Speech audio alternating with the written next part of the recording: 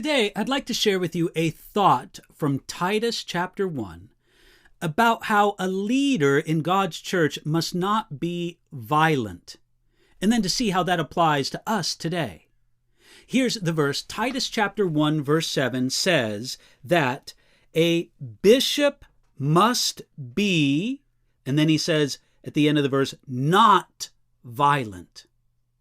Now, as we read what the Apostle Paul wrote as a description of the character that Titus should look for in leaders among God's people, it's good for us to ask, if I'm not a leader among the people of God, and if I don't really plan on being a leader, why should I care about this list?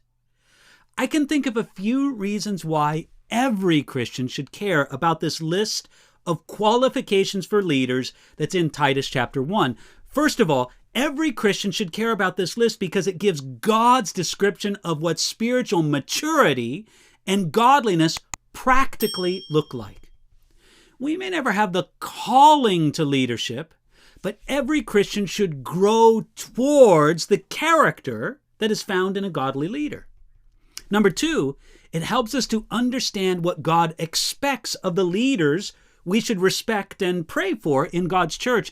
And then number three, it gives us a wonderful description of Jesus in his earthly life. Listen, Jesus perfectly fulfilled all of God's expectations for leaders. So here, as Paul lists the different qualities or characteristics to look for in leaders in the church, this is the fifth, maybe it's the sixth, depending on how you count, is he's saying that the bishop or leader must not be violent. Now, it should go without saying, but it still needs to be said. There's no place for a leader among God's people who's violent towards other people. In other words, he must not be violent towards those he works with and those, in some sense, those who work for him. He must not be violent in any way that he would force himself upon a woman, for example. He must never be violent towards his wife. And if it is appropriate for him to spank or discipline his children, it must always be done without anger and only in proper measure. Now, normally, we think of only two exceptions to this for a leader among God's people. The first is if he does it in correct measure under proper authority.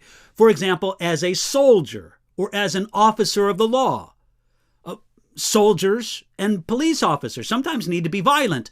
Now, they should only be violent in correct measure, and they should only be violent in proper authority. But the second excuse is not only that, but the second reason is if somebody is violent in self-defense, and again, then only in proper measure. Now, there's something else to see here. It's pointed out by William Barclay. He said that the ancient Greeks understood the meaning of this word for violent to mean not only physical violence, but also verbal abuse. It might be that this was Paul's focus here. Usually we understand that those who have a problem with physical violence are not qualified for church leadership. That seems clear. But it is more common to make excuses or to overlook it when a man verbally abuses others, especially if he thinks that he does it for the goal of church work or ministry. But if someone is consistently verbally abusive to others, I'm not talking about the occasional rare outburst. They shouldn't be leading God's people. And this is something for us to take a look at in our lives.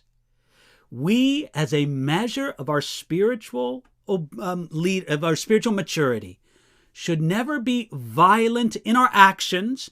Again, take out those two exceptions I mentioned before.